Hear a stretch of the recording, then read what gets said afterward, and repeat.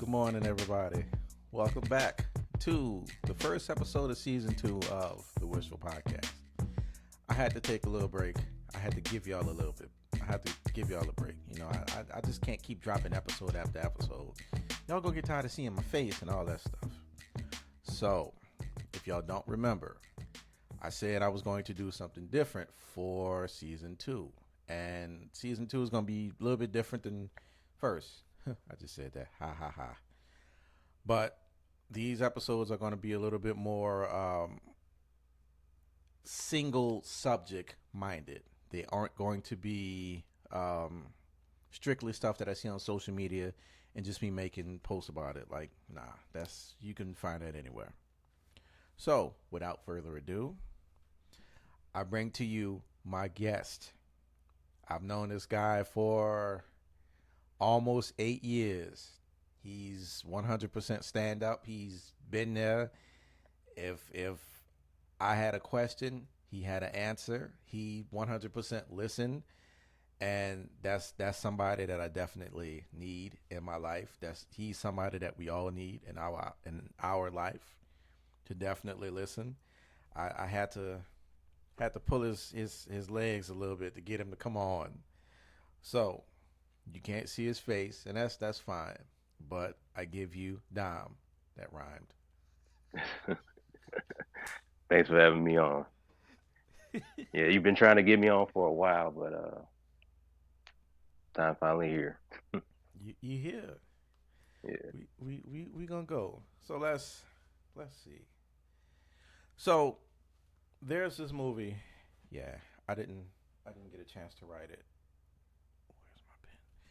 There's this. It's not a movie. It's a documentary, and it's on Tubi, which you actually surprised me when you told me about this because I didn't really think Tubi had things of substance on it per se. No disrespect to the other stuff that's on it, but I thought Tubi was more so, just kind of not amateur movies, but not big, MGM type movies. Just smaller stuff. I didn't know it had this type of stuff on it. But you told me about this, and I watched it. It's called Death of the Black Gods, the Superheroes by Sabi Okoro. That'll work. That'll work. You told me about this, and I went into it. I watched it, and within 12 seconds of it, as soon as he started to opening, the screen actually opened up. The guy's turning the page, and he's starting to talk about it. I'm like, nope, I got to start writing. So this documentary is basically what you would think it's about. It's talking about how all of these superheroes that we have, all of the white superheroes that we have, that they come from us. They come from some type of Kemet. They come from something from Africa. They come from us, black people. That when I say us, I'm looking at the screen. Us, you know. Yeah. Sorry if you're not white. Welcome to the Whistle Podcast. But he went into it, and one of the first things he mentioned was about heroes. Do you have heroes that look like you? And I thought about it, and of course, I guess Superman is the biggest, the number one superhero. You know, there's Superman. Wow, wow. Where does he come from? Hmm. But he in this documentary he breaks down a lot of stuff. I definitely would, if you get a chance to watch it, I'd say watch it and watch it again because he breaks down stuff and he goes into Greek, he goes into Kemet, he goes into Roman, all of these different superheroes, and not even superheroes, but the deities of these people, which is a lot of information if you don't follow any of that. Like, wait, I only know Apollo and Zeus and Thor. Then you start naming these other people, and you're like, yeah, I don't know. So I want to ask you, Dom, Are you a villain or a hero type of guy? Uh, it's good you asked that because my favorite part or my favorite chapter, because he had multiple chapters. I think it was like five or six. Mm-hmm. Uh, the villain part was my favorite part. So, well, I would consider myself a hero, but in the villain part, he described like how the villain had some type of humility and could have either been a hero, but things didn't turn out in their favor, so they turned out being a villain. So that's kind of why my that was my favorite portion of it. I thought about it, and I kind of have been thinking about it, and it brought me back to, and even though this is not a superhero, this brought me back to Bugs Bunny when I was a kid. Mm. I like Bugs Bunny and his characters. Like if you watch Looney Tunes and just all the Merry Met, all of that stuff, just growing up in the '80s, I loved it. Um, but I did not like Bugs Bunny because he always had to be the hero. He always had to win. He always had to outsmart. He was always, just that person. Now, there were episodes where he definitely lost or, you know, got clobbered or whatever, had a piano falling on his head or whatever. But 98% of the time, Bugs Bunny was the winner. I hated that. I'm like, you can't do that. You have Wile E. Coyote versus Bugs Bunny. Wile E. Coyote is clearly a genius. You can see him with the big board and he writing all these mathematical equations and if you go this way and it's gonna fall on him and do this and come on man. It's really okay. But in superhero lore to which we are speaking about, um you said hero. I can identify with some villains because you you have to go against the system at times. It's really like the whole Killmonger and Black Panther thing when they brought out that dialogue. And I mean, it's great dialogue. It's like we have the technology to do X, Y, and Z, but y'all want to keep it a secret. And then you got Black Panther on the other end of it saying what he said. And I mean, again, it just goes to where we are today. But I don't know. Knowing me, I'm I'd probably be a villain. I'd just be horrible. I'd be like Magneto or something. I'd be on the other side of the world and be like, oh, he over there trying to chill. Let me and just do something and just mess him up, mess the other person up. That's what I do. I probably would be a villain. Yeah, villains always, but you got to think about it. Villains always have the best. They got the best stuff. They got the best cars. They got the best guns. Everything, and even in movies, they got the best stuff. Look at Batman. Batman just get a Batmobile, a black suit with some bat ears and a cave. That's it. I mean, I could go paint my car black. I could get some ears, and I'm black. Does that make me Batman? No, it does not. And you sure you like the hero thing? All right, so it was good you said that about like Bugs Bunny, because like Stan Lee, he is like talking about the makings of a good superhero. He said they had to be unique, different, empathetic. Uh, People would care about them, and they had to have a weakness. Mm-hmm.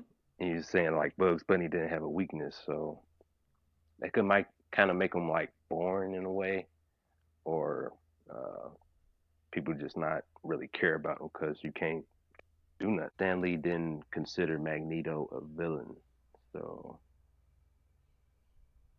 he said it's actually a quote from Magneto.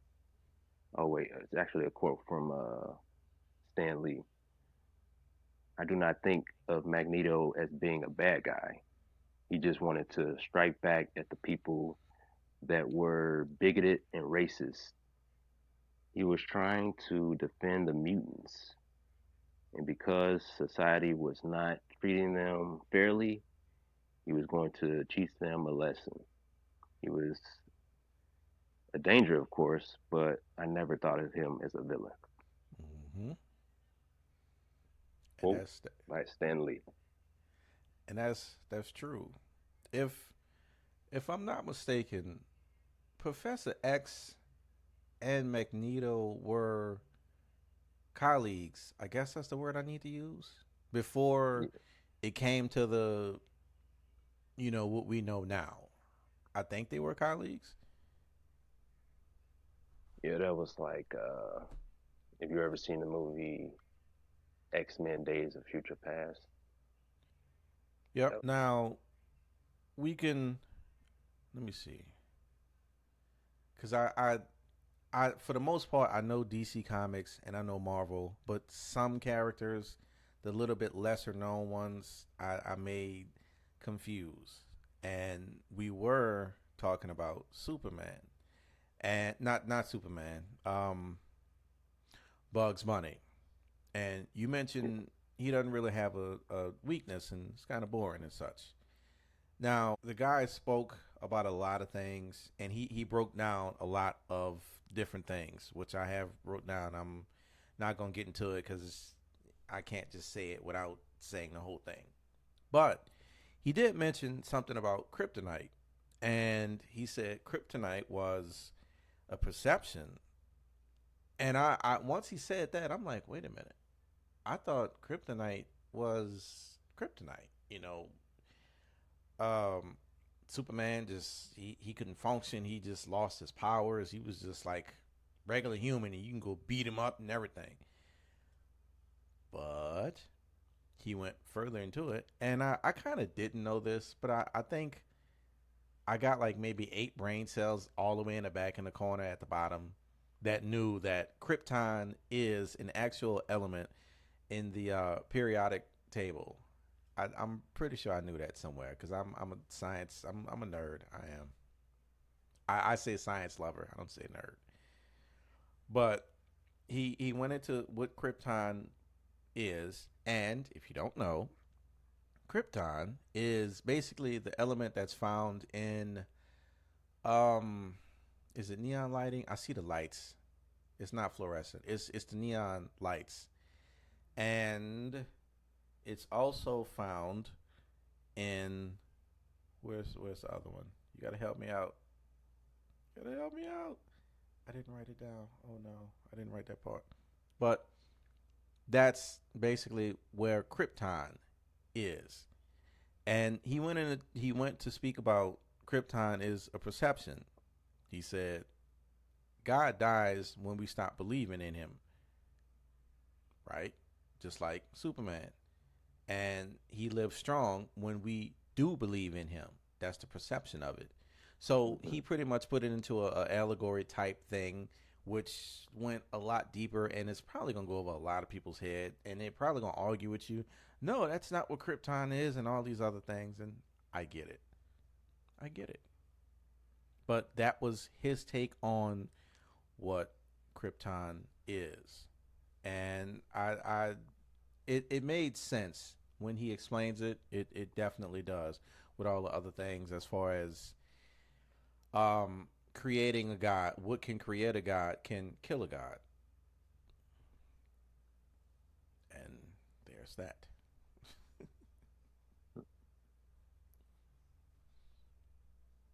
Damn Superman. We not about to keep talking about Superman. We got to move on. We got to move on. Are you Superman. a DC Comics or a Marvel guy?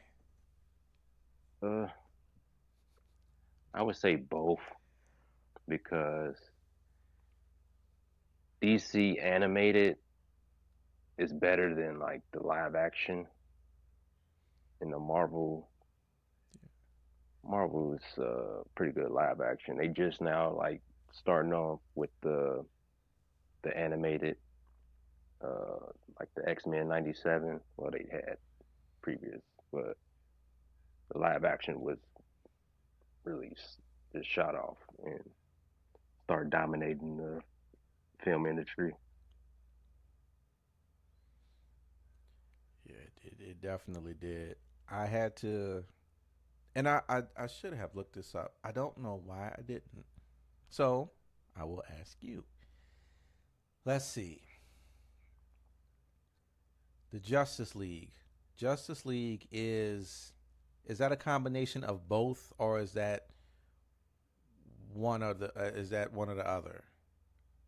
Yeah, Justice League is DC, so that'd be like Batman, Superman, The Flash, Cyborg, Wonder Woman, Martian Manhunter, Hmm. Green Lantern, That's why, because probably a few others. the Avengers are the Justice League of yeah, the Avengers. I don't know why I couldn't put that together. It's like I always forgot that name. But that's the 12 and 12 pretty Yeah, much. The damn Avengers. I don't know why I don't I don't know. I don't know. He did, and you mentioned psychedelics. So we going to mention Stan Lee for a little bit, and basically Black Panther came about in the 60s, 1966. yeah, And of course I wasn't born in, but from what I've seen about Stanley in this, he didn't seem to be a I'm gonna choose this side. He didn't he ain't whitewash it. He saw what was going on in America's society, and he said, "Hey, these people are really passionate about this. Let's do this." Now, I also don't know Stanley's full um power either.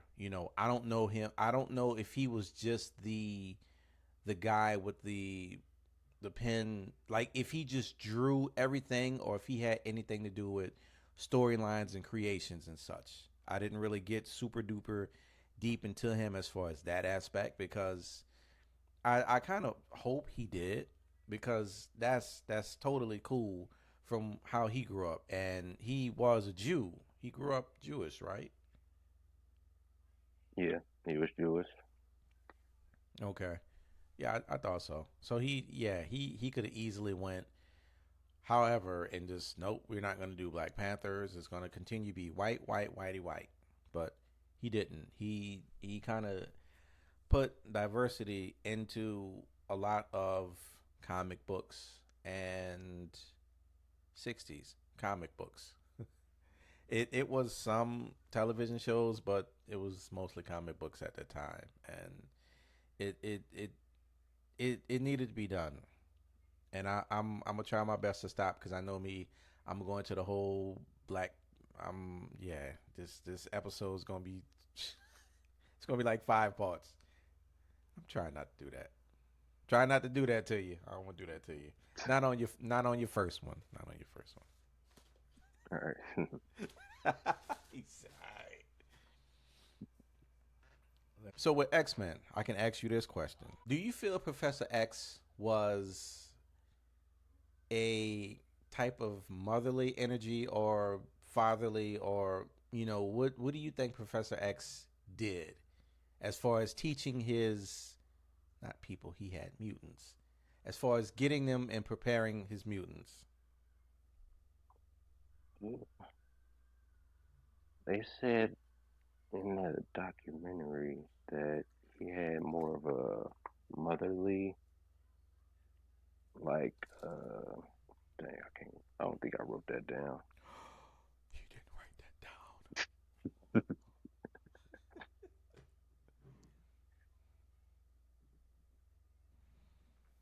Yeah. Okay. I wouldn't really consider him. motherly, but He wasn't authoritative, maybe. But then again, when was the last time we really watched the X Men movie and paid attention to such thing? right. That part too. But with Professor X, it he I don't know, man. I kind of wish I had assistants and stuff that could put all the visuals and graphics and all this stuff on the screen, because I think what we're trying to do with this documentary is trying to break it down into pieces, and is kind of missing other pieces, like how me and you we talking about the Professor X, but then before then he broke it down to the X chromosome and um what's her name, Jean Grey. Oh my goodness, I'm really getting old. Yeah, Jean Grey, the Phoenix Rising, and basically Hmm. what each of the two means. And he went into it. So it's like we kind of have to go back into it. So y'all have to go watch this. And if y'all go watch this and y'all on your computers and you can leave comments, tell them Whisper Podcast sent you. We sent you. We sent you. So I see I need to do this slightly different. Yeah, because it's, and I mean, I know you agree, because Yeah, he broke a lot of stuff down, and it wasn't just like, you wake up, brush your teeth. Is Nah, he had a lot of other meanings into it, and I'm looking at my notes, and it's kind of gonna suck, because I'd have to rewrite everything, and like you said, you took your notes, and yeah, yeah. Ours, my notes would just be a disservice to what everything he broke down in that. It's just so detailed and mm-hmm, yeah, he was ready. goes deep. He was ready. Um, So if your notes are the same, toward the end, he went on to talk about Hitler, and he was saying that Hitler got the idea from America in 1911 about everything that happened over in Germany to sterilize black people and everything.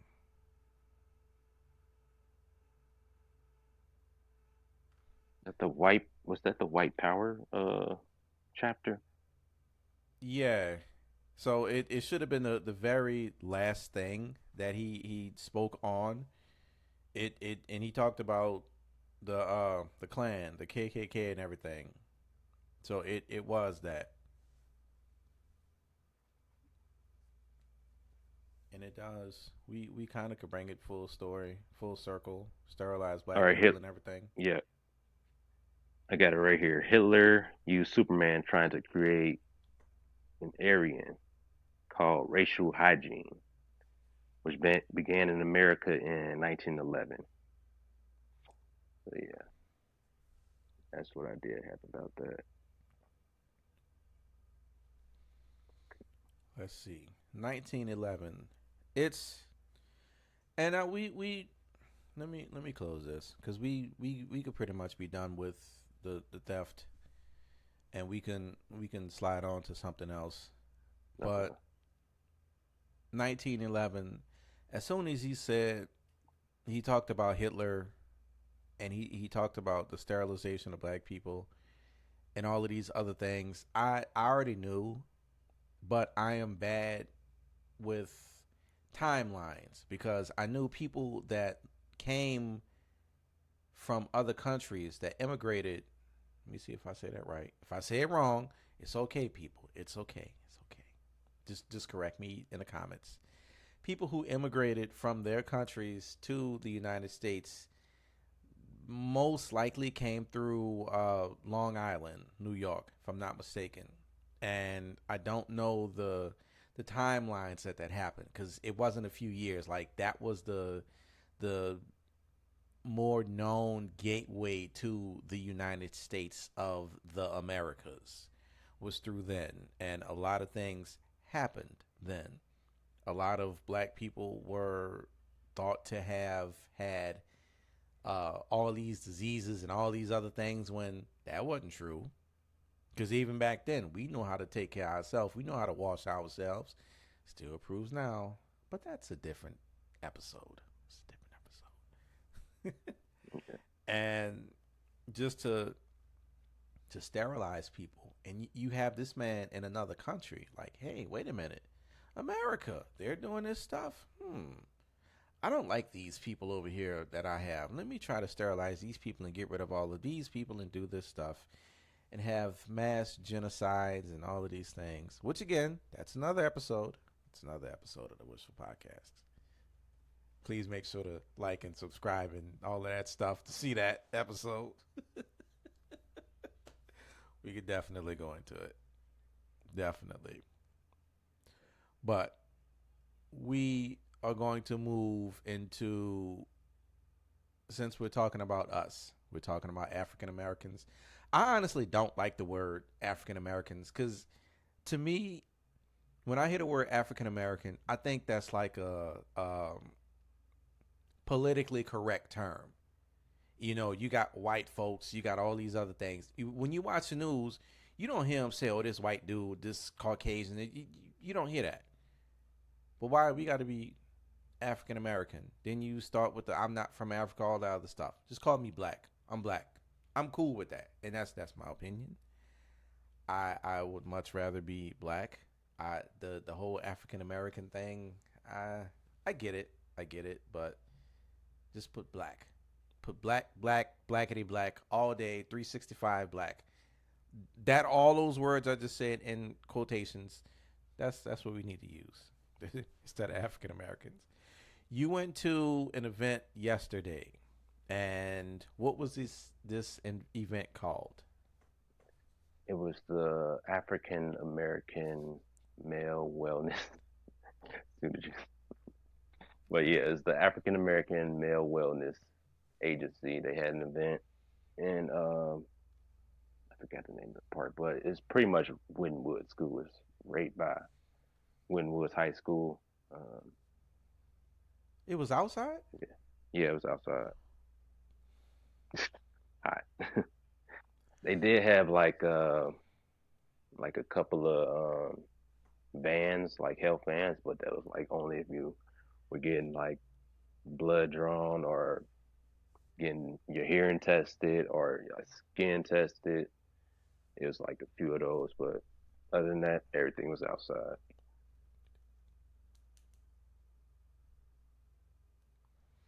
I didn't know that.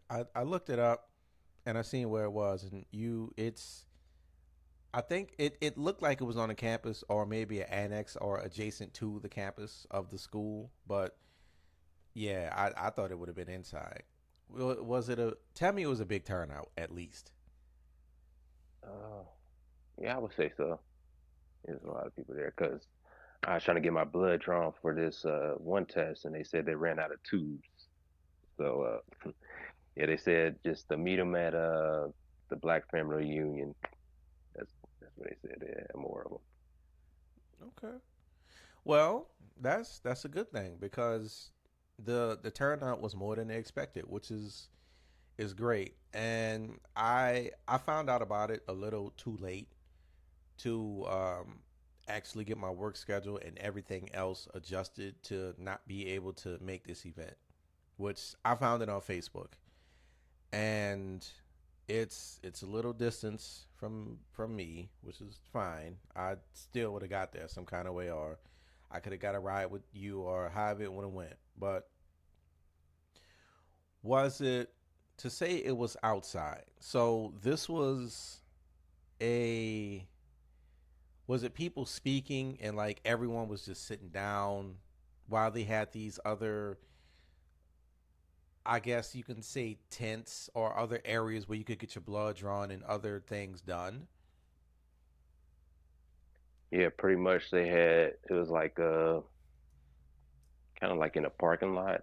Uh, Pretty much tents on both sides, and they did have like a microphone and people speaking, but mostly they were playing music and people were like line dancing and stuff.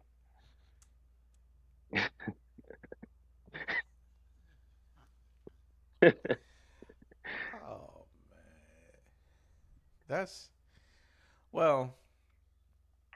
I can't say if I want to. I don't know how, and it's to the point. Is 2026 whatever year it is. I need to stop using that as an excuse. Me personally, I've always wanted to do gatherings. A lot of people get on the news and they start talking about the youth and why are they doing this and why are the youth doing that. And it's like you get these generational gaps. You get the younger people that's 25 and younger doing what they're doing, and you get the people in there 35 and ups doing what they're doing, and it's a huge gap. And I want to get these people together and actually have a session to where everybody can talk and everybody can listen and we can figure this out together because it's about us. It's gonna always be about us. And with this, I can go into segregation. It was about us. It took a community to raise the kids. It took all of these things to do these things. Now social media is raising our kids. And again, that could be another episode of the Whisper Yeah, Podcast. But definitely. I want to do that. I want to have. I don't want big extravagant people to come in from out of town to talk about things that's not unique to here because it wouldn't make sense. I want to do that. The event that you said, and there's nothing wrong with um blood testing and skin type and what's the word, like HIV and all of those awareness, those type of things, the awarenesses of those things. There's absolutely nothing wrong with that, but it has to start with words. It has to start with conversation. We got to be able to bridge this gap, and that's what we're not doing. There's no bridge for us to talk. It's just young people doing this and old people saying this. They're doing, we're saying, and I really don't know how or what to do. I don't know how to.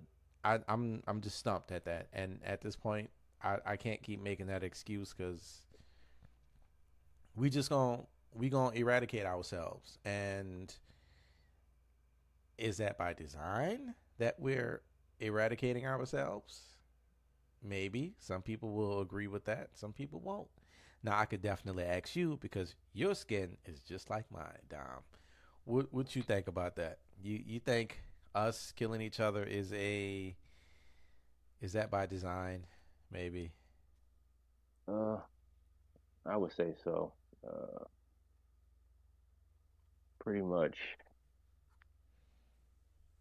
pretty much we live in, or people like us, so to speak, live in projects or they call the ghettos or the hood, and pretty much is a projection of the agenda of people that don't want us to thrive, so to speak.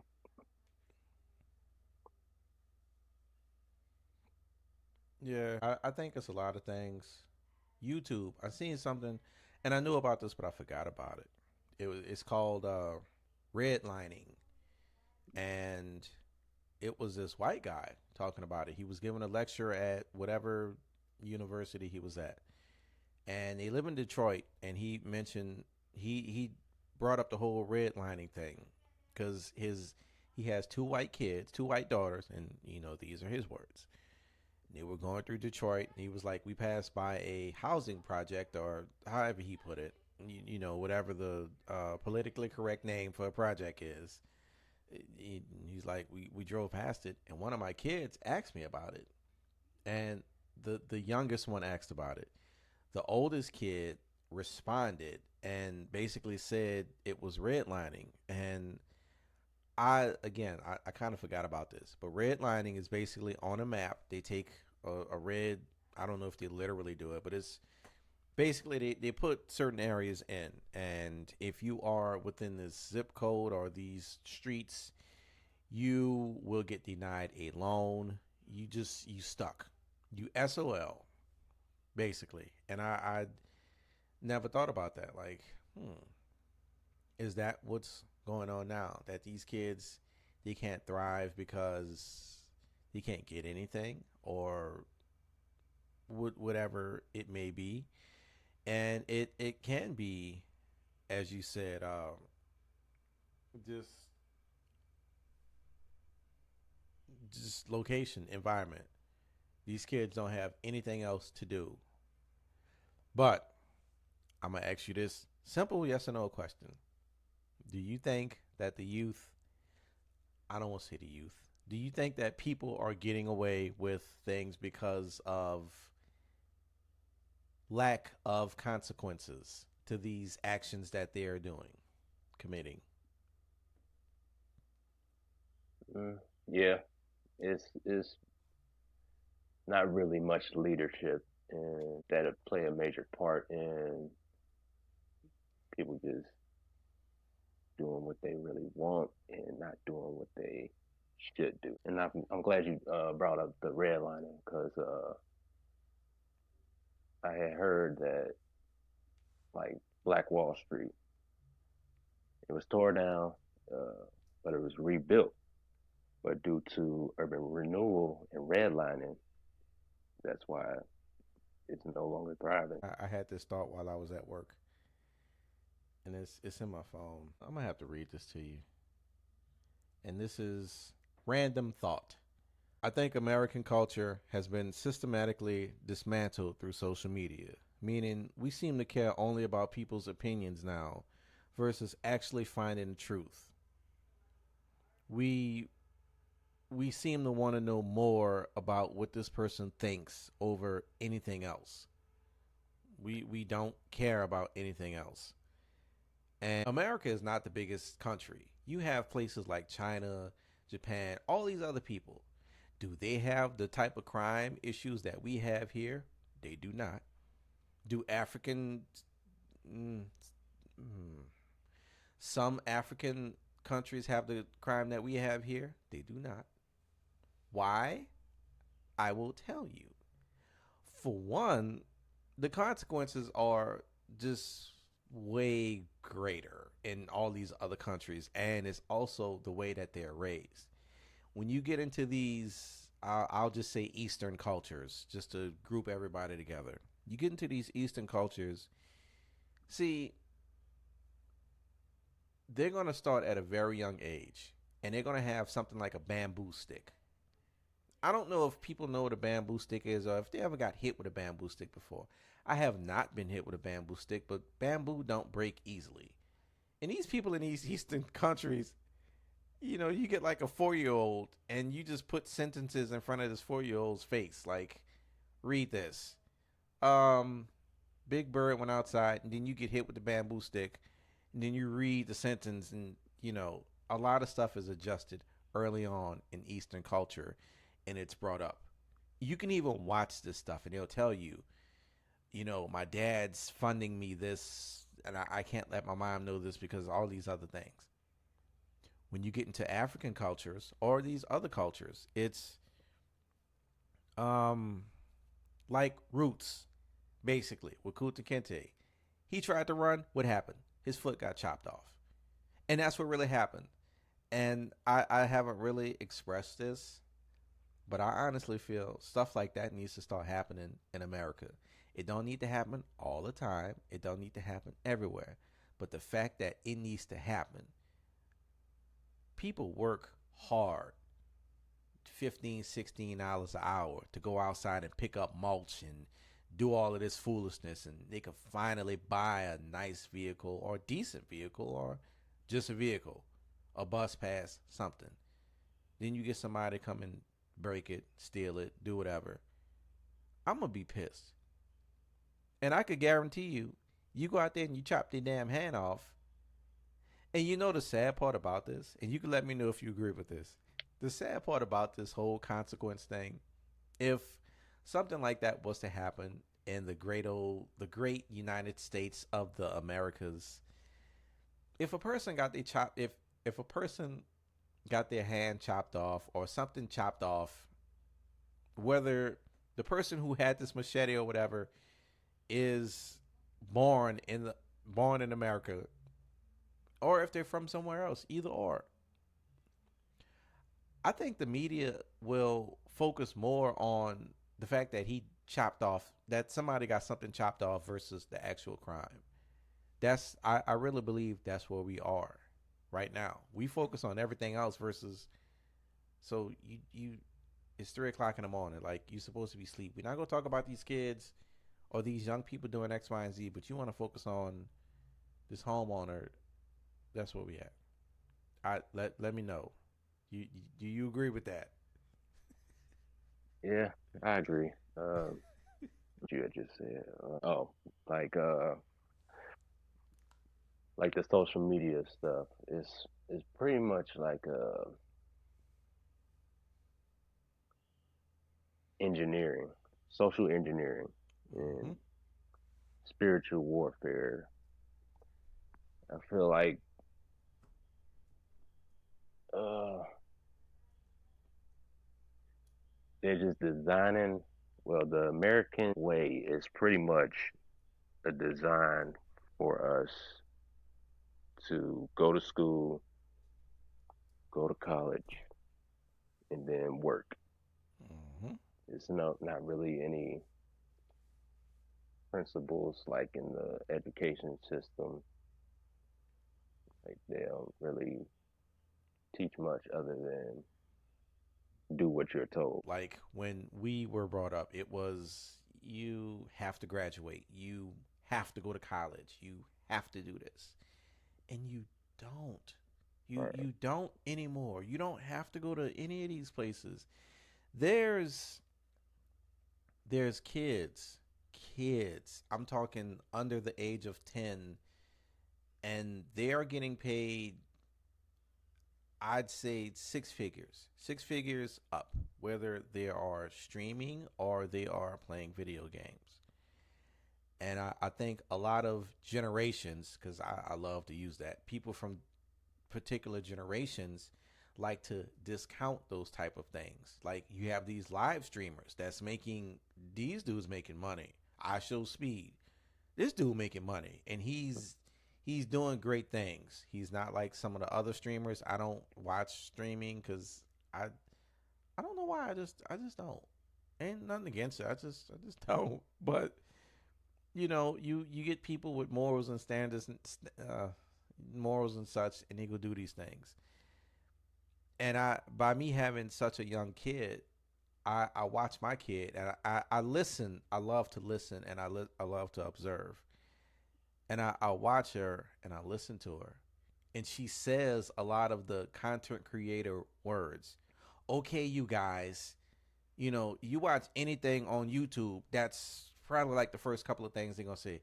Okay, you guys, so and so, and she talks like that, and she hmm does certain gestures with her hands and the way she moves, and she'll set up her tablet and she'll be recording this stuff, and I could definitely be 100% against that. No, don't do this, don't do that. But what would that make me as a content creator? Because she could right. easily be watching me as a content creator.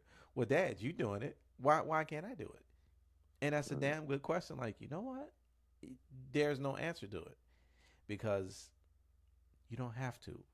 You can do these things and do anything with social media, and you can get paid. But I feel like I wouldn't rely on it because the companies, the corporations, Meta, whoever else owns, the people who own this stuff, they can always move the goalpost. And I don't want to keep chasing this. I would much rather have, hey, I'm a clock in, I could get this. I know for a fact my 401k is still building. I know I still got my short term disability, all of this other stuff. You can't really do that with social media content. You probably can, but I mean, you know, is just so much that you can't say on social media. You have to censor yourself. You have to say words like unalived and all this other goofy stuff. Like, what the hell is unalived? And yeah, you have to say that. But mm-mm. It's structured that way, like you said, and it's America. I think America is going to crumble with its what's not crumble, implode. It's I think America is imploding. It's a slow implode, and I don't really know when it's going to stop. I hope it does stop soon, but it's a crumble because it's the social media thing has turned into a battle of the sexes. You can find that anywhere. Men this, women that. I've been told almost to my face, black men don't like black women, and bruh, that offended me to the core. Like my Oh fist man. balled up, and I was about to hit somebody. I was like, don't, please don't say those words to me. No, you can't believe this stuff. And as I said earlier, with the thought that I had, that's where we are. People just get on social media and they like, uh, black men don't like black women. Says who? If you would put your fingers, if you put your lips together and open your eyes and just look around, you gonna see it. You see the black excellence. It's there. But it's like somebody somewhere is painting this. They dropping what they call them, the industry plants, whatever they call them. Oh man, I swear America is just it's the land of the free. That's it. Just leave it there. It's the land of the free. Man, if you, I'm sorry, I spoke a little too much. Oh no, you good. You could definitely add something to it. I agree with everything. I ain't want to jump in, cut you off or nothing, but yeah, pretty much everything you said was spot on.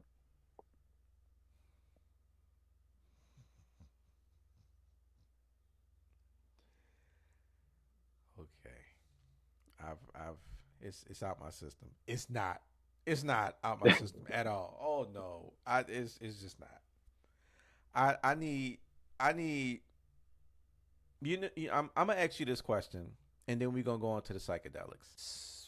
If a person could get if a podcast host can facilitate to have Riza Islam and Charleston White together, whether it's actually in person together or if it's virtual, do you think that would be a great episode? Charleston White, Riza Islam. Mm,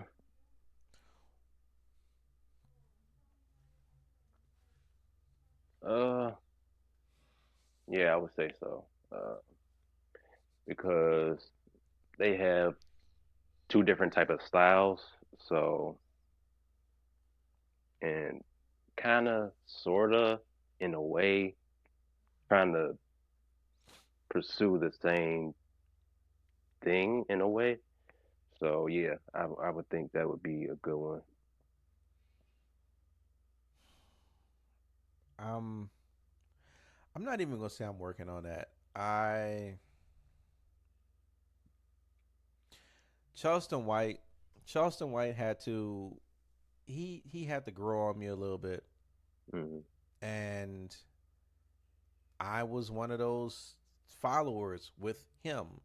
I don't like Charleston White because he like this, he like that, and I started watching his footage, his clips, reels, and shorts, whatever you want to call it, and I went into it with that mindset instead of actually opening my eyes. And this it only took like two or three things, and I watched it, I listened to it, and I'm like, oh, okay.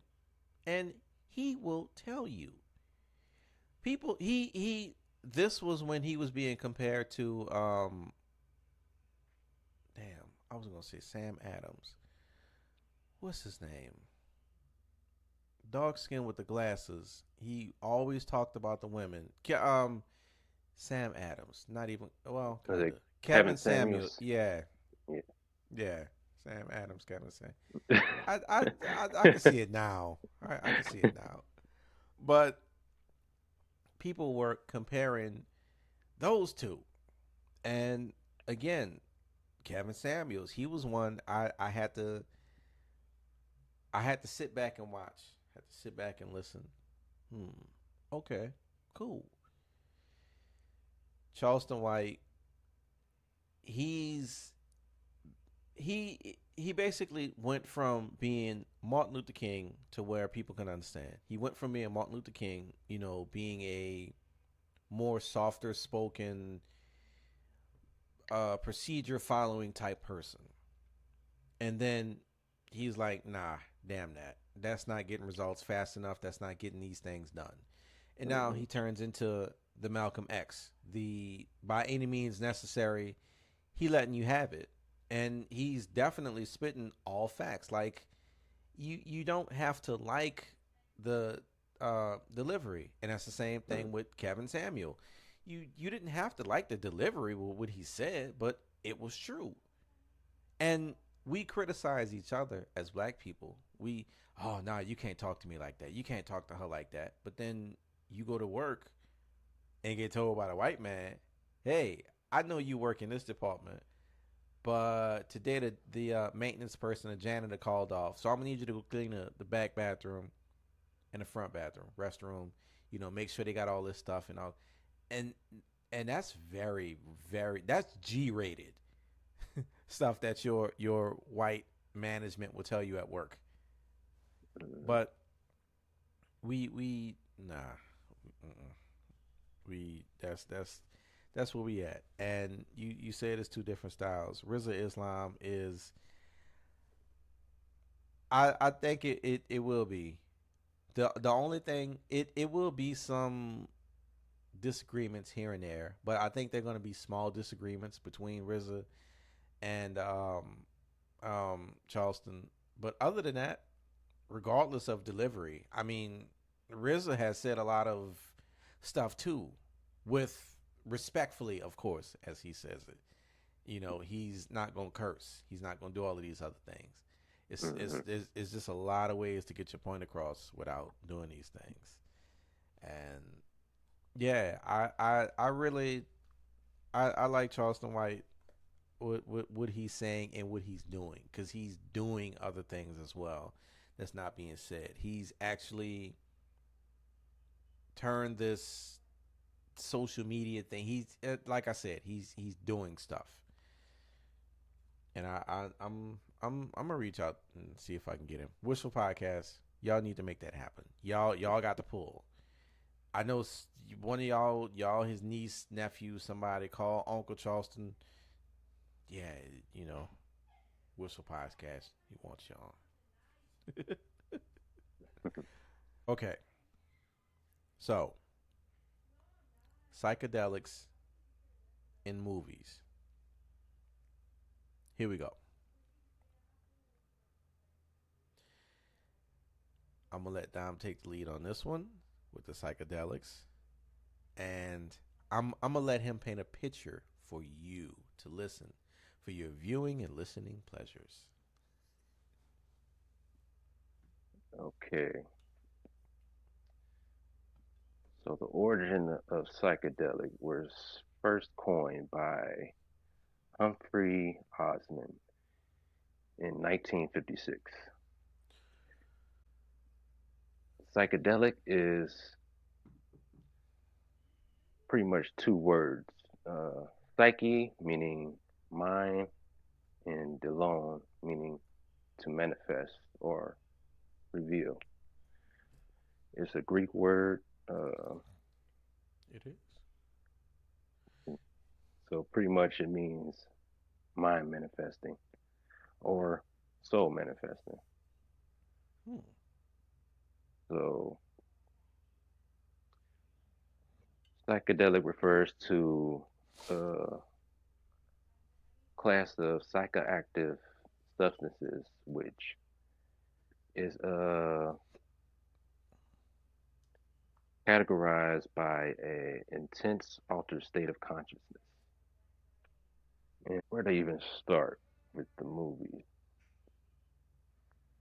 I would probably start with Alice in the Wonderland. Which one? Uh, Which version, I guess. the original version, because that's what got me like into the rabbit hole of all the psychedelics. But you did tell me to watch the newer version, and I did watch it, and it was similar but different.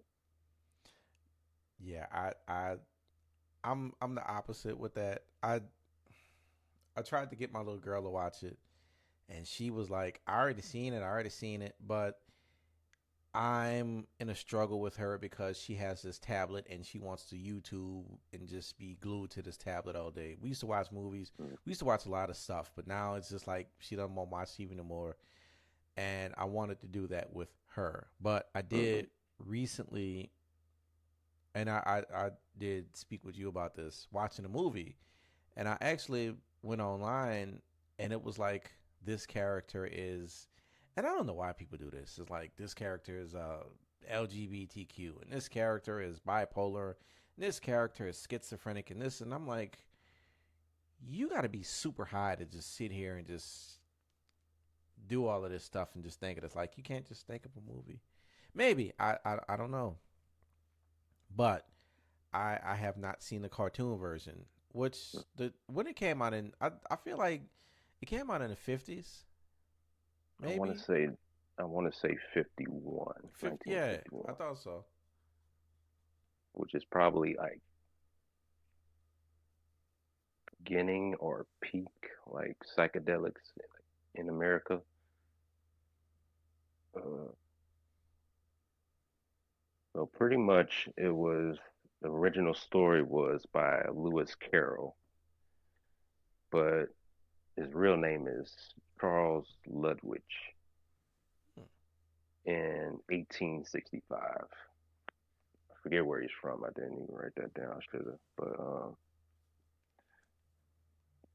But the original starts off with Alice talking to some lady. I don't know if it's her mother or her sister.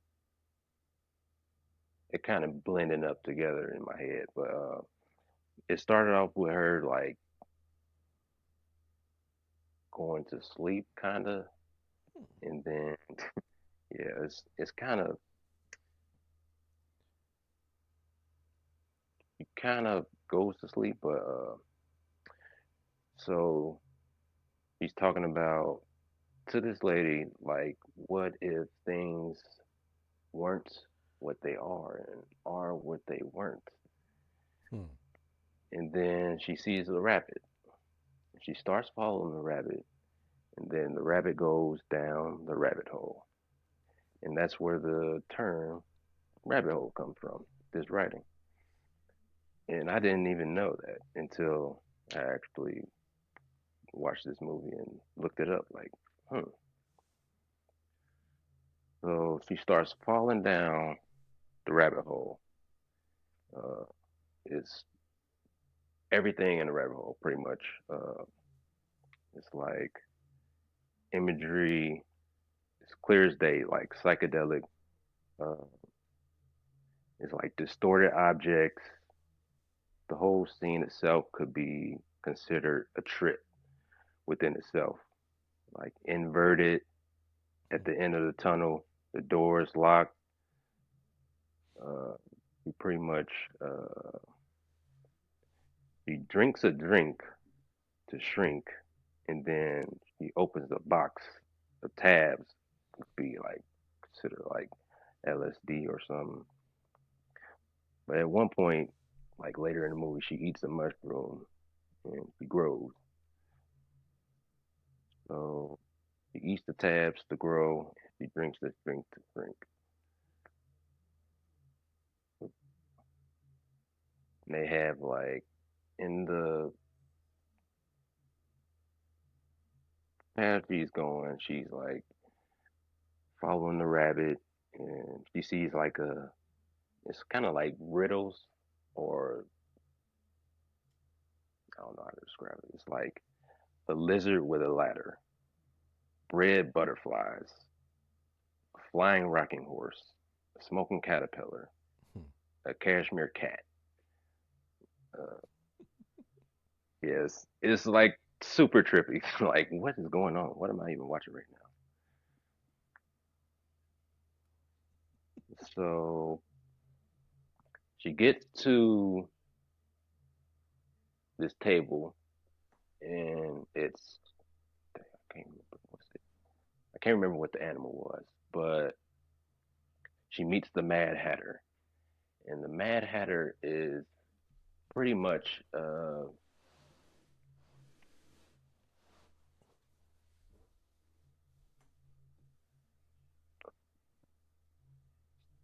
is pretty much based off of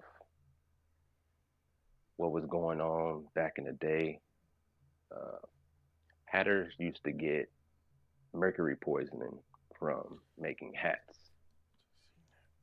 from dyeing the hats, like the pet fur, and pretty much the Mad Hatter is that uh, that character. And then yeah, it's literally a mind bending trip, so to speak. So he pretty much goes through emotions, and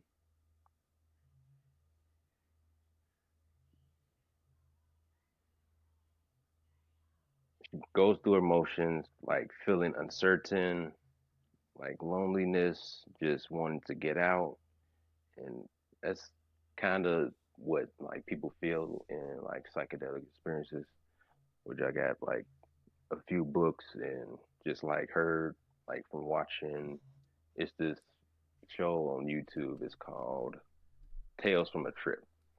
Hmm. So they pretty much like have animated, and people just like tell their experiences of like their psychedelic experiences. So pretty much she goes to the end. She's like floating, like it's like flooded and everything. And then she looks through the keyhole that she came in, and she sees herself sleeping. And then she pretty much wakes up. Essentially, it's a dream. I just looked up what you said, and it's on YouTube. It's a whole thing. Comedy Central. It's animated. Yeah, it's that. Tales from the Trip. So most psychedelics became federally classified as a Schedule One drug in 1970 when President Nixon signed the CSA, Controlled Substance Act. So don't go out there trying to buy some psychedelics, because it could be a trap, could be getting set up. Don't tell them that you heard of somebody on the Wishful podcast that you heard that you could purchase these or try these out. Just a disclaimer.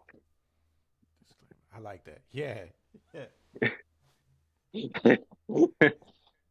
Carry on, Protect sir. us right Carry there.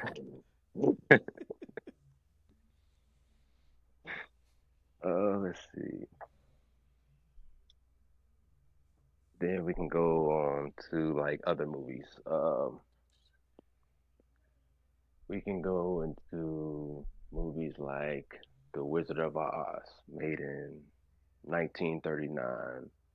Let me throw out some random like facts that I just like discovered, uh, like looking up or rewatching and going through everything. Uh, can't remember her name. I didn't even write it down. I think I got it in my phone somewhere. But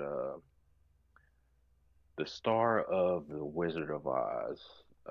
She pretty much got like addicted to opioids due to the long hours in the the making of the movie because they was doing like 12-hour work days. So they gave her medications to like keep her awake and everything. So that pretty much like caused her death. And then uh the Tin Man, he got poisoned from the the paint they were putting on him. Hmm. Charlie and the Chocolate Factory. I think that was made in 19 either 70 or 71. Charlie and the Chocolate Factory. Charlie was actually supposed to be a black kid. I don't know if you ever heard of that. So wait, you said Charlie and the Chocolate Factory. So which one was I think that's like first? okay. So the original one was in 1971. Okay, yeah. So this was Willy Wonka. The Charlie and the Chocolate Factory would be the remake.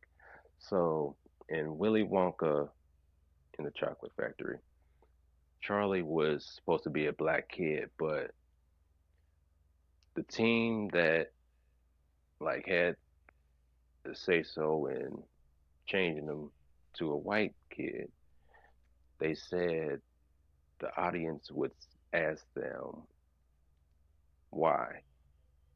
Pretty much, they just couldn't see a black kid being a hero. Hmm. Yeah, Yeah, and we spoke about that. yeah. But watching those else from the trip, uh, a lot of them talked about like these worker elves, and you'll see that with like the Munchkins from yeah, the Munchkins from the Wizard of Oz, or like Sleeping Beauty. It's the gnomes, or were they gnomes, or were they Uh, grumpy, sleepy, dwarfs, dwarfs. yeah, dwarves. Uh, Oompa Loompas from the Chocolate Factory. Uh, Inside Out, it's the emotions. Uh,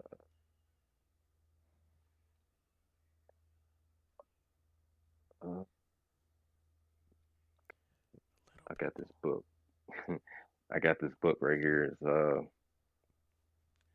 It pretty much like it's a chapter that's called Little People, and it's like explaining like how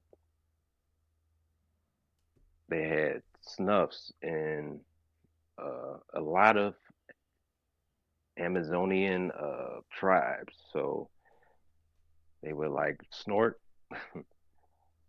do a snuff, and they'll pretty much see little people. Uh,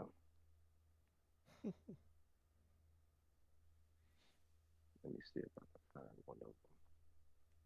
A lot of, I don't even know how to say these tribes. So Masaginka people, for example, who lived in the eastern slopes of Peru, they choose ayahuasca. That's another psychedelic. Uh, Pretty much ayahuasca is. I probably should have went over this in the beginning, but it's pretty much DMT, which is in a lot of uh, plants, but you can't get an effect from it without a MAO inhibitor. Pretty much mono antioxidase inhibitor. But pretty much it breaks down the enzymes. The enzymes in your stomach breaks down the DMT.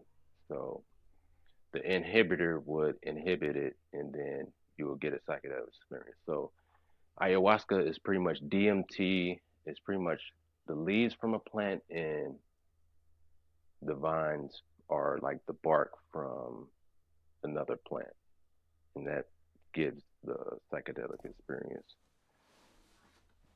It's That's crazy. yeah,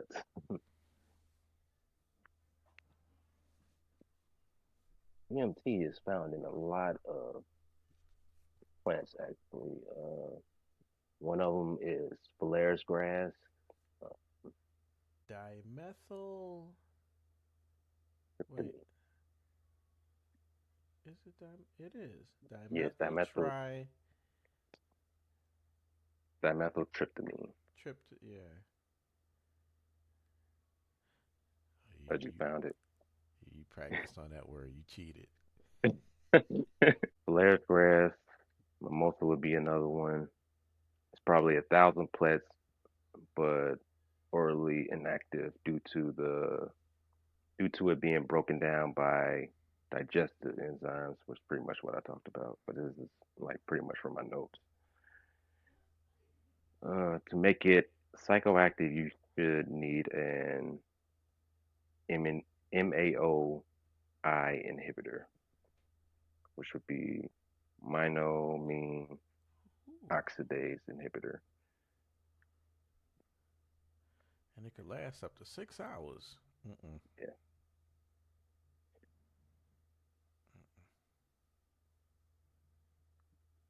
All right. So in the Wizard of Oz, uh, some people would consider it like fantasy. I've actually worked with people that's taken these things, Mm, that's taken acid, mushrooms, LSD, and all of these things, and they talk about it. And I work with a guy now who he told me this story, and if you if you see him, you 100%. You gonna have to come over so you can see this guy, and he all will right. 100% tell you the story about how this guy's life got ruined by acid. Like he wasn't ready for it, and like his brain is in a permanent trip, and all of these Mm, things and the stuff that he did. And this guy went to jail, and he tried to he attempted to bite another man's manhood off. And I'm listening to this dude tell his story, and he just went past it. You know, he was in jail. He tried to do this, and the psychedelics and so, and then he got out of jail. And I'm sitting here like, wait, you just you can't skip past that. right. You it's a whole lot of details we need to go back over. Like no, but I have I've seen they don't use the word psychedelics. They use is it psilocybin? No, I feel like I'm missing a part of that word. It's mushrooms. Psilocybin. Yeah. Yeah, I said psilocybin. I knew I was missing. Yeah, I can see the word in my head. And they they're talking about this, and they're saying that it has helped a lot of our troops with like with bad PTSD that come back from Afghanistan doing these tours, and they come back and they take these things and it helps them. So it's like now I get what the doctors are trying to do with these psychedelics and such, but at the same time, even if they do make a breakthrough, it's going to be like where we are with the cannabis industry. People are now going to, not people, sorry, definitely not people. The United States government, those people, you got to love them. They're going to try to muscle their way in and figure out how they can tax this and how they can get paid. They don't care about nothing else. You know, these troops are going over. They're taught how to be a soldier, but they're not taught how to undo being a soldier. They don't know how to come back home and be with their spouses and children and deal with the mailman knocking on the door and all. They don't know how to deal with that. Nobody cares about that. But we want to talk about lining our fat pockets because we're legislature and all of these other fancy words in United States government. Those people. But yes, I it's They've said it helped. It helps with phobias.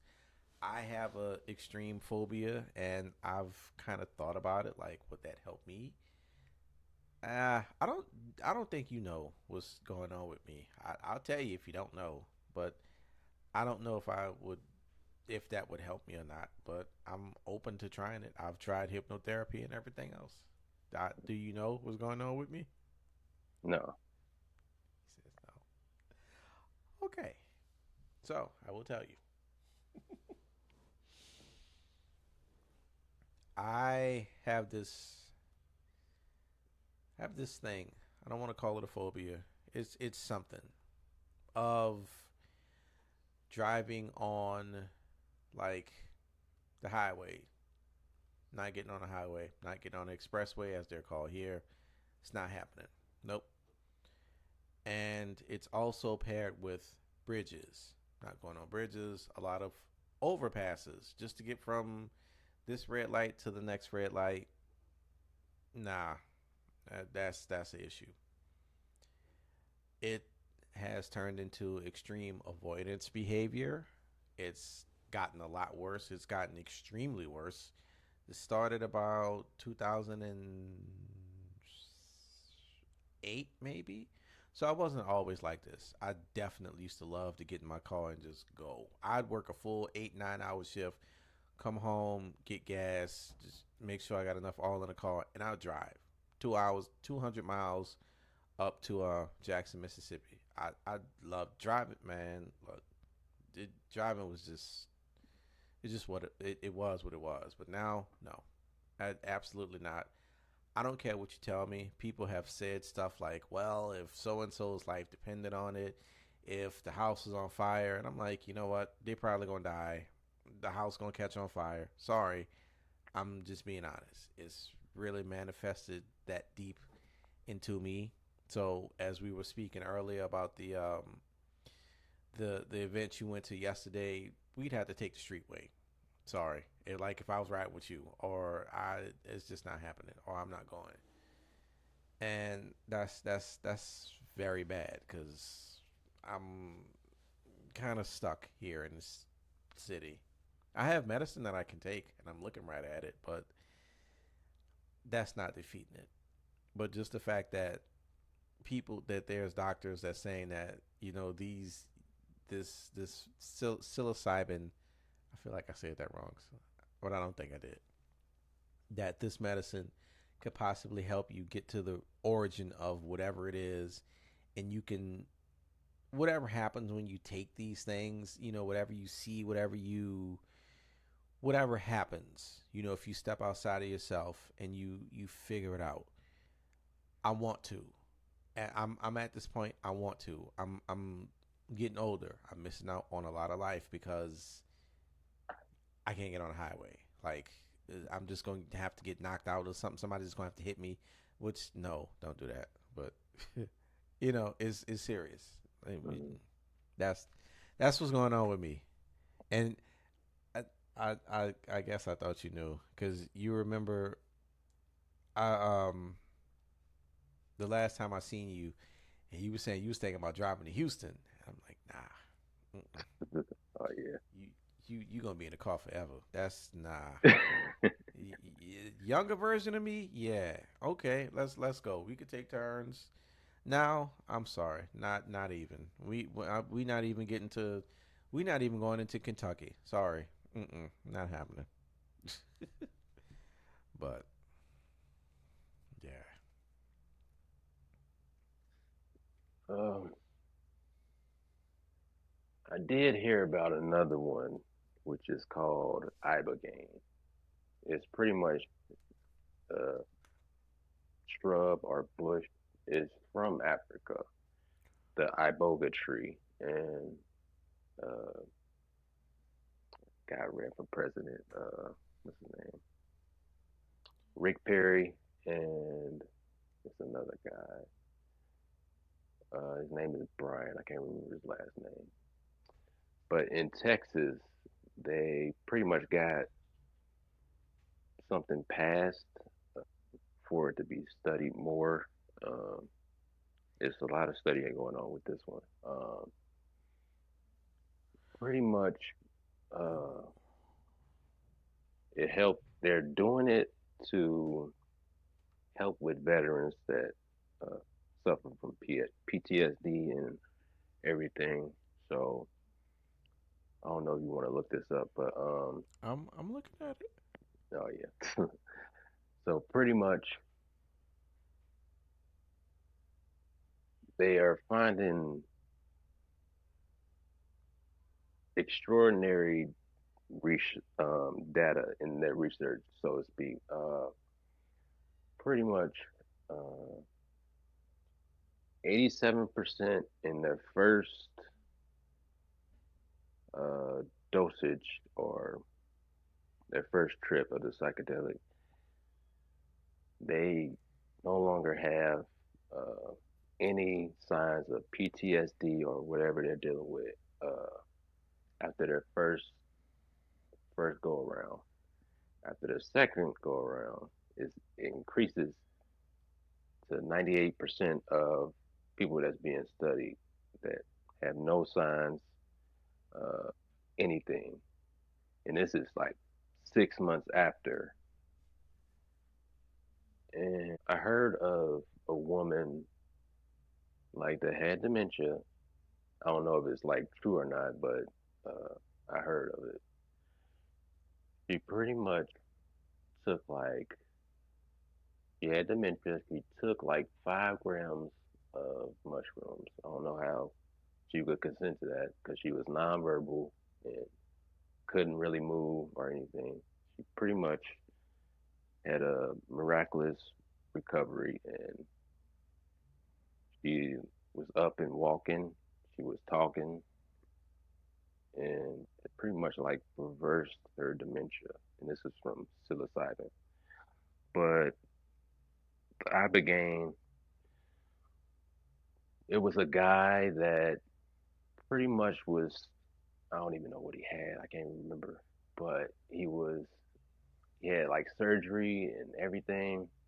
He was pretty much going to get euthanized. Is that the word? To like be unalived, unalive himself. So I can't remember what it was. Uh, After his first go around with Ibogaine, his first session, it pretty much reversed everything that he had, and it's like a miraculous, I don't know, miraculous psychedelic drug. I don't know. I don't even know what to call it. It works. But I did get this book called Chaos. Um, I got this from the library. I haven't started it yet, but it's pretty much how they were the CIA, the government, Central Intelligence Agency, The man. and Charles Manson from Cincinnati, Ohio. What? They never heard of this? He from here? Yeah, he's from Cincinnati. I didn't know that. Carry on. Carry on. No, I didn't know that. This book is called Chaos. Charles Manson, the CIA, and the secret history of the 60s. I haven't started reading it yet, but pretty much it's about how the CIA was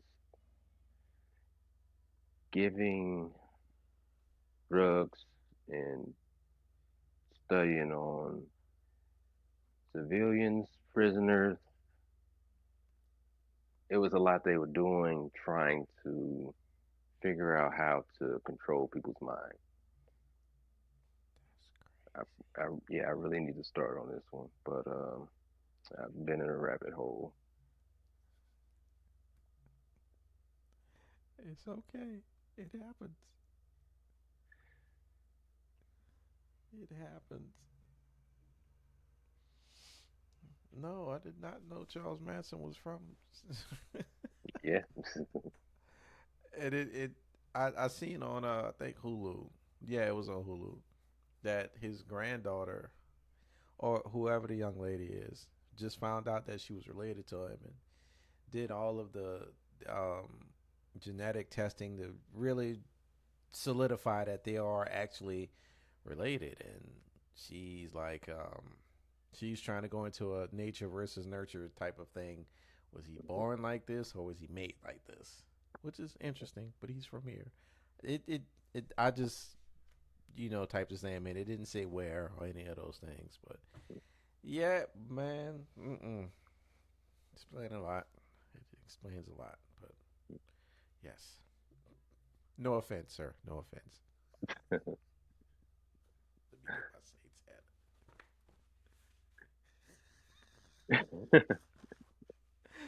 Not from here.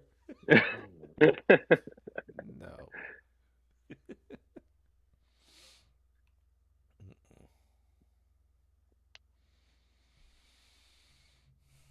Mm-mm.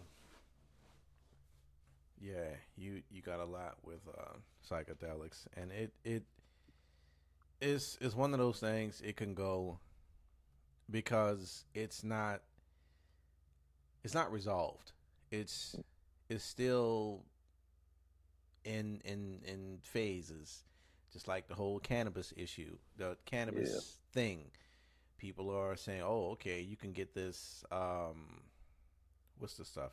It's not cannabis. It's CBD. You can get the CBD stuff. You can rub it on, and it makes your joints feel better and do all of these other things. We're still going that way, and not to really shy away from it, but I will go into my scientific spiel that we are a very young species. We are very young. I mean, it's 2026. Just to think, 126 years ago, you had cars with wooden wheels and all of these very very basic things. Now you have cars that can drive themselves, drones, and all of this other old goofy stuff. So yeah, we got so much to learn, and I love learning. I'm here for it. As I say, I'm gonna be the last remaining human to tell a story. That's gonna be me. I'm gonna be the old man with big old Mm. gray beard and glasses telling a story. Yeah, we had cassette tapes back then, and all of these things. But yeah, you got the psychedelics. Who's to say that even the other types of things may be um incorporated as well? Like not even really to say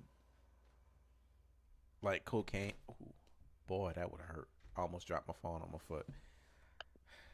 Clearly, I haven't learned my lesson from putting it right there. But just who's to say that we that they won't come up with some super drug that they will kind of merge these two things together and make this. You like psychedelics? Okay, so we could take this much of psychedelics and we can add a little bit of indica sativa strand, and we can give you this, right? Because I Mm. mean, I'm not a weed smoker either, but I might be wrong. Maybe you can answer this, but I kind of feel like sativa and indicas were kind of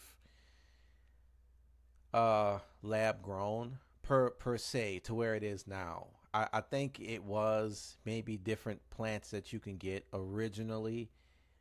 This plant made this was the Indonesia, as they say it in the Dr. Dre's and stuff. And you go into other things, but I don't know to where it is now. Um, so Yeah, I don't know where it is now either. But I do know it was like 35,000 studies for THC, and around like 7,000 psychedelic studies. Psychedelics, I can see that catching up because they're pretty much like passing laws in like Oregon and Texas, and Hmm. I can see them like passing. It's gonna pretty much the same.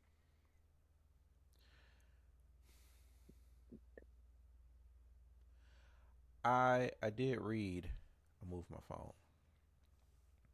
The last drug that you spoke on, and it talked about it like they didn't use it because you can go into no, not Charles Manson. We're not looking at him.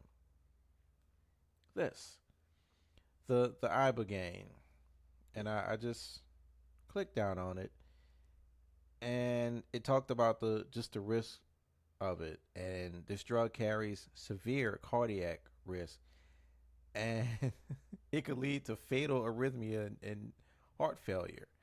Yeah, that right there is going to be an issue. Again, I'm not a weed smoker, but I don't think weed's going to give you a messed up heart rhythm and all of these other things. Nah. So psychedelics, just for what they are and what they do to the body, until scientists can actually control, like, okay, you can take this, but it won't give you a heart attack. Yeah, and I'm all for it. We again, this is the nerd coming out in me. We need this kind of stuff. This is the kind of stuff that we need to be focusing on versus uh damn, the CERN shutting down and all of those type of things, and that right there is a rabbit hole within itself. Yeah. He said, "Yep, It is. boy, you sound like you ready." Well, that'd be another episode, but It's another episode. Okay. another episode of Wishful Podcast. But yeah, that the Ibogaine, that one would definitely be like would have to be monitored by like uh medical medical staff with everything. I heard it's like you're gonna need a day off. I heard it's a long you're gonna sleep for a long time, and You're I gonna don't need know. a day off. I Hey heard Zach, I'm gonna I go do heard some about drugs like tomorrow. I ain't gonna be in. I heard somebody having like a 19-hour sleep, but waking up and feeling like the best they ever felt in their lives. But If if it works, then I'm all for it. I honestly don't think I could sleep that long because I got some physical attributes that were caused by either me being a drummer for the amount of time that I was drummer, just me having weight because my spine is curved. I don't know. I don't think it's like extreme, but just the fact that I now go to um let me slightly rephrase that. I have a membership to get massages every month, and I've had two different massage therapists to, I guess, when they're touching they can feel it, like, yes, your spine is curved this way.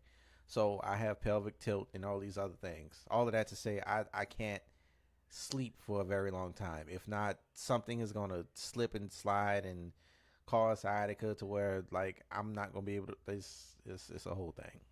But it would feel good to sleep. Oh my goodness, I wish I could sleep. I don't even want 8 hours. Just give me, like, I need 6 hours in 1 minute, 6 hours in 60 seconds of sleep. I will be perfectly fine. That's not asking for a lot, is it? It's not. no, no, it's not. It's not 6 hours and 60 seconds. Mm-mm. What is going on in there?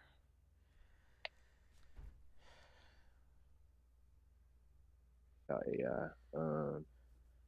What's that movie called? Was it on Netflix? I think it might have been on Disney. It's called Good Luck. I can't remember what it's called. Good Luck, Don't Die, Have Fun. I think. Ooh. Uh, I don't know watch that one, but That sounds interesting. it's pretty much a movie about this guy from the future. Good luck, have fun, don't die. Is that it? Yeah, Carry on, carry on. how would I even explain this without spoiling it? The guy from the future comes to the past. He says he's been to this diner about I don't know however many times, but every time it fails. And then this one time, I don't even want to. If you're gonna watch it, I don't want to spoil it for you. It's But it's on Hulu and Disney, but I'm okay, looking at it. okay. It's 2 hours and But yeah, 14 minutes. the AI. I heard about like the data centers that they taking up a lot of fresh water and stuff that need to be. So that essentially data centers use fresh water to cool All the from servers and stuff. yeah from the AI apps and stuff. I heard about like that and something else. Oh yeah, I heard that Instagram has 57% AI, so it's pretty much more bots on Instagram than humans. Um, and they're saying that they can use your photos to, I don't want to get it wrong, but pretty much users can use your photos to create AI images and I've been seeing that people have been screenshotting and copying and pasting. yeah, so I don't know exactly what it is, but I haven't really looked into it, but I've seen that as well as far as AI. Well, if all fails, we can go back to flip phones. Not not even flip phones. I Go back to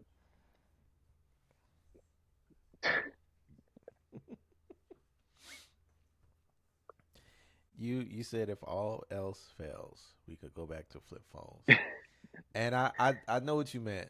And yeah, it's sadly enough, even if we went back to flip phones, people will still sit there and press the button multiple times and still text. So for all of you younger wishful podcast people, cell phones did not always have the services that they have now. Yes, true. You can send messages through any cell phone regardless of when it came out because if you look at the buttons, look at the buttons. Yeah, if you look at the phone and you see the buttons, each number had alphabets on it, whether it was 3 or 4. And you can still send a text message, but you were charged back then because phones were typically for just calling people. And it advanced a little bit more to where you had free nights and weekends that started at 9 o'clock. Then it went to 8 o'clock and 7 o'clock and such. I'm definitely having a moment here because yeah, I lived through that. And a lot of people now they just don't know. People just get on the phone and be like, "What you doing?" And that's it. They'll just sit there and just not say nothing. You couldn't do these things back then because you were charged amount of money for being on the phone. And I that's why I say yeah, we could go back. We could go back to I'd say 1999 to maybe 2009 technology wise. We be all right there. The internet was still what it was. It just wasn't in everybody's household. So you still had to get up and go run errands. I had no idea what the hell run errands meant until I was like 27, 28, 29 years old. My mama used to tell me that, Mom, what you did this Saturday morning? I had to go run some errands. I didn't know what the hell that was. But I know now. yeah. I know now.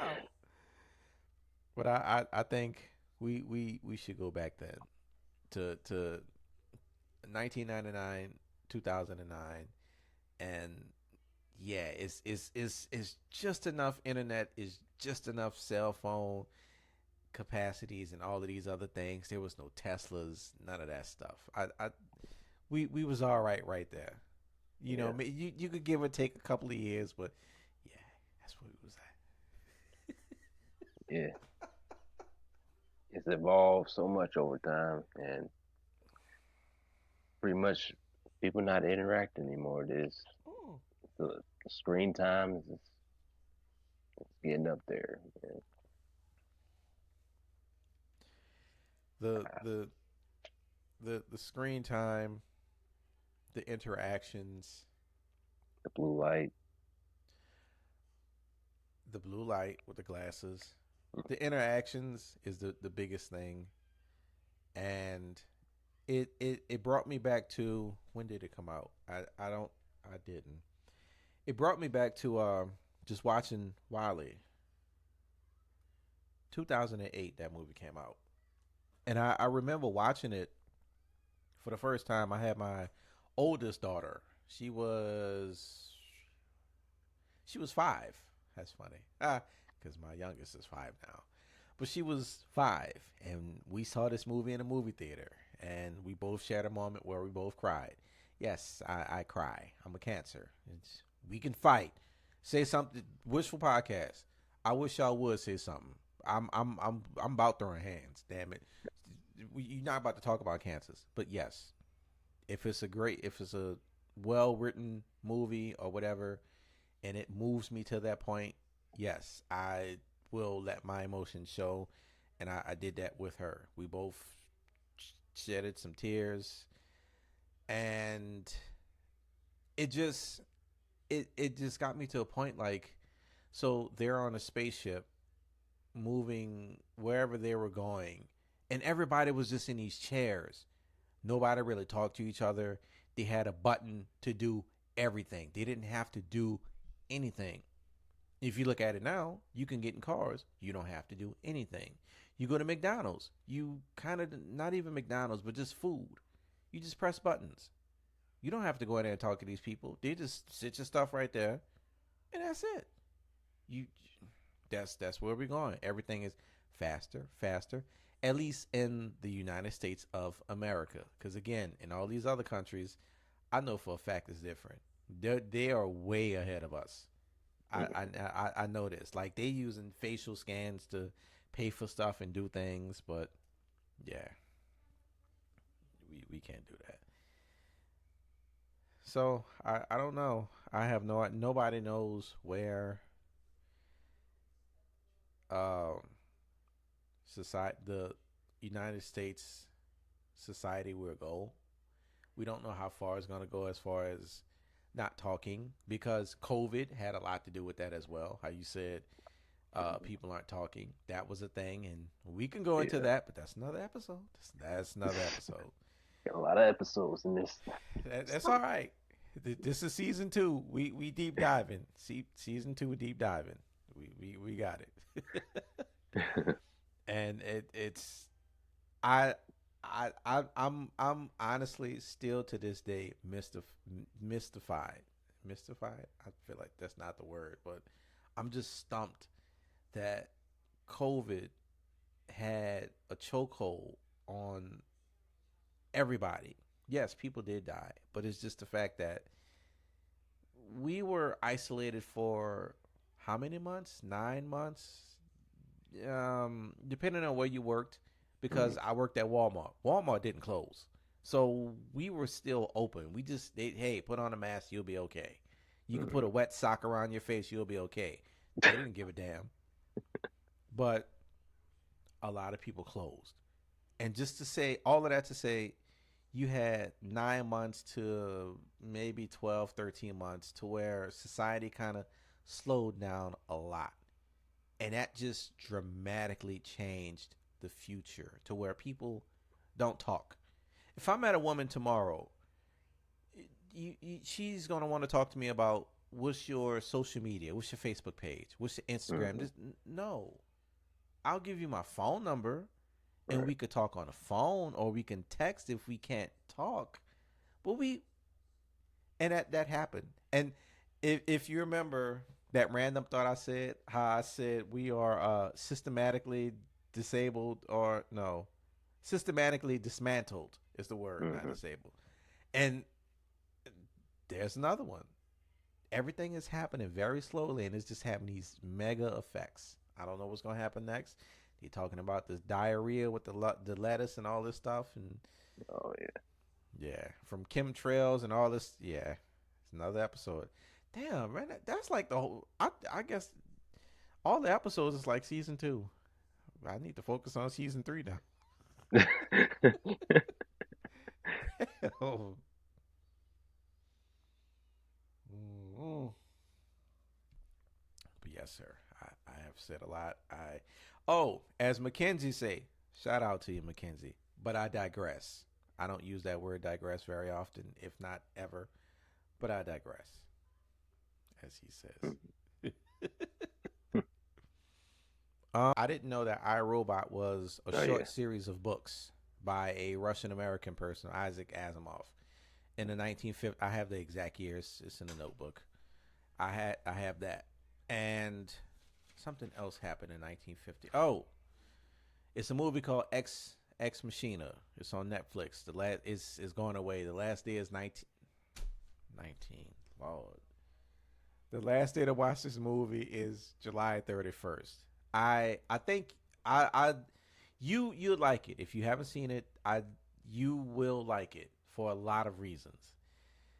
Um, but that movie stood out to me because of the dialogue. Not so much so what the movie was supposed to be about. It was more so the dialogue. It went into the nature versus nurture thing.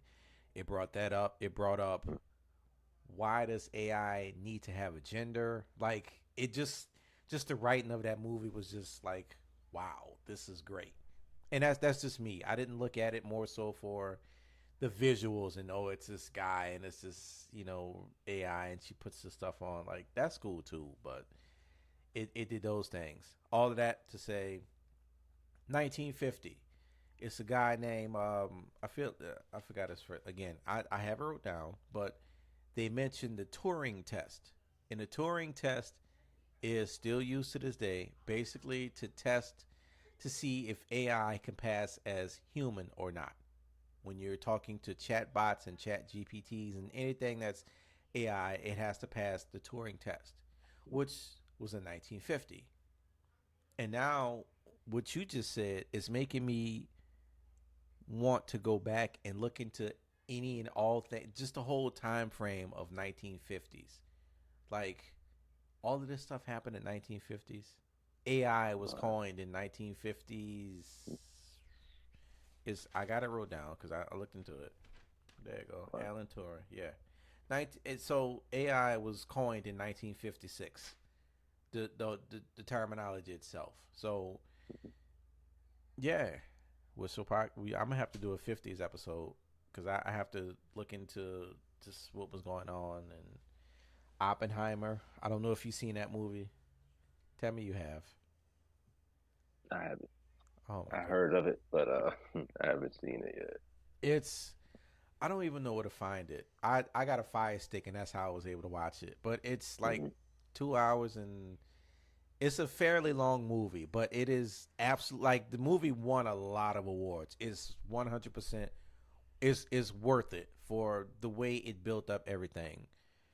But Einstein is in the movie and everything. Just again, the whole 50s, that movement. I talked to my mom about the 60s. I forgot who the president was because I called her when I was working at Walmart. I feel like I talked to you that same day. I really feel like I told you this conversation.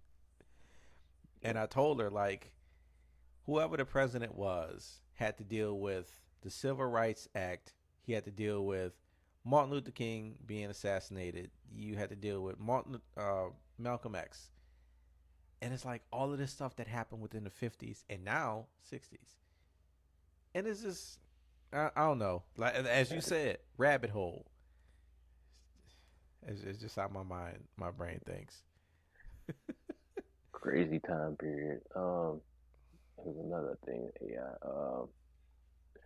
I found out that 64 to 72% of teenagers use chatbots other than rather than friends. Like, well, I wouldn't say rather than friends. They probably do have like friends they talk to, but when they get home, they probably talking to a chatbot as like maybe like companion, maybe. Or I heard about like a kid like asked his chatbot, "Should I show my parents like this noose?" Yeah, this noose, and the chatbot told him, "No, keep that between us." So the kid ended up unaliving himself because he listened to the chatbot, and instead of like leaving the noose on the bed like he asked it, and his parents probably would have saw it and they would have questioned him about it, and yeah, crazy. You got nephews, and this movie just came out. Um, where's my phone? Toy Story 5. I don't know how old your nephews are. Take them to see it.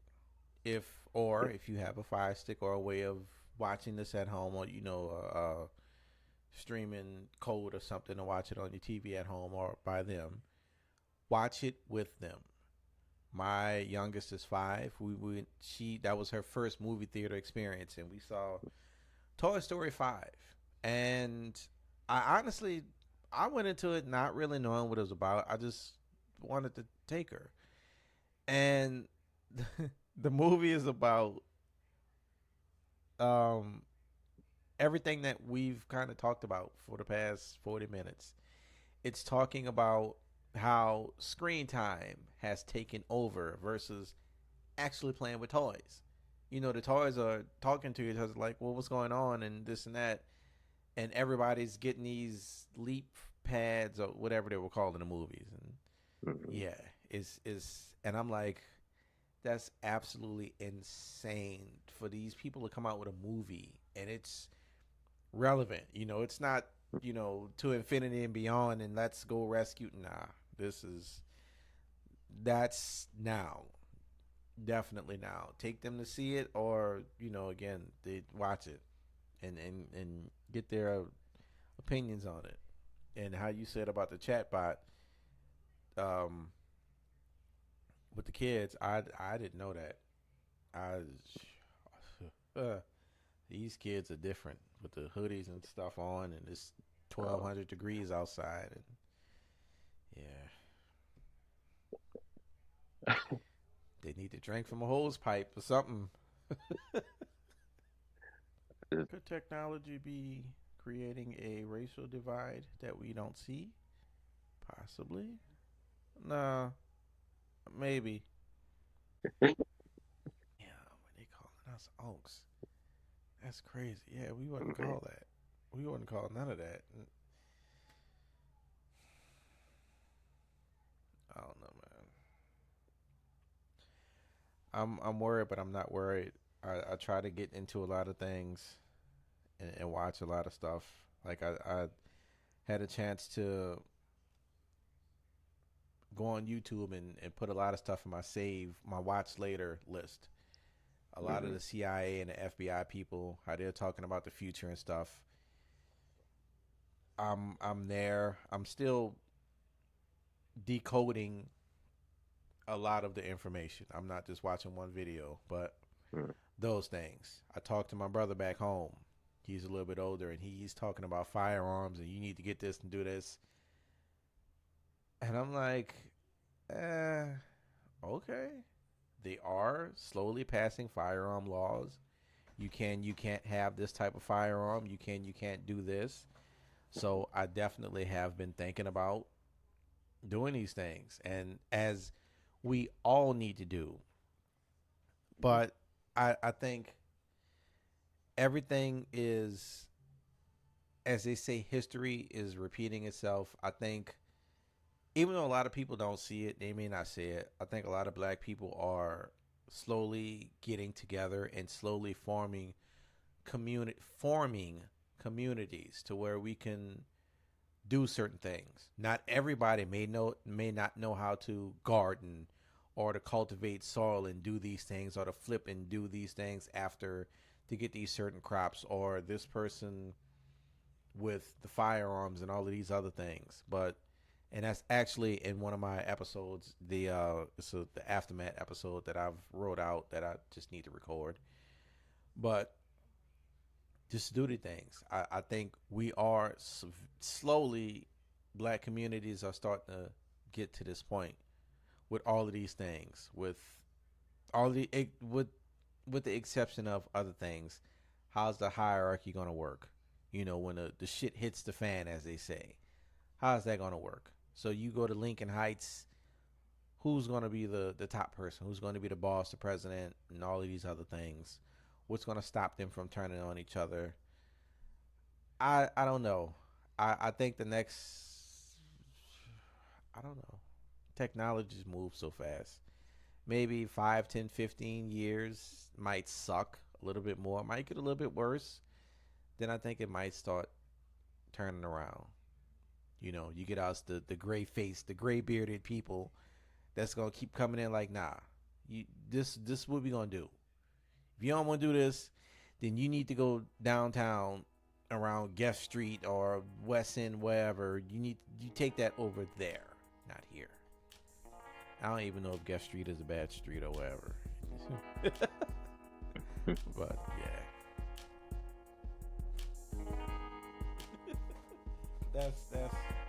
That's where I'm at. Thank y'all very much for tuning in to season 2 of the Wishful Podcast, and my special guest Dom.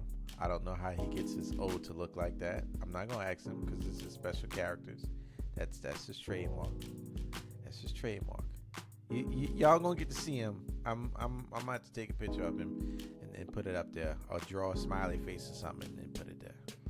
But with that being said, we can part ways. Thank y'all for tuning in to episode 1, season 2. Episode 1, season 2. Yeah, episode 1, season 2. Whistle Podcast. I have been drinking. Yes, I have. It's okay. I'm grown. My light bill paid. Every last bill is paid. Everything paid. Leave me alone. I can have me a little drink.